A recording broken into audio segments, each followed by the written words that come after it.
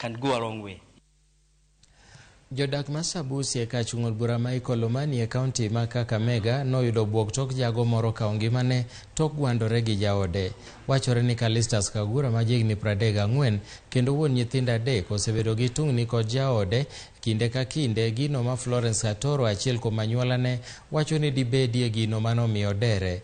Ringre mosenindo kare kano ringruok ma jomosenindo ma Kakamega e kinde manyuolane chano kopo mare.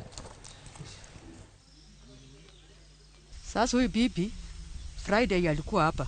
Bila alikuwa hapa na akasanya kila kitu kwa hiyo nyumba akaenda nayo. Bila kijana aliona hivi akaona sasa huyu bibi inaonekana ameenda kabisa, hata rudi.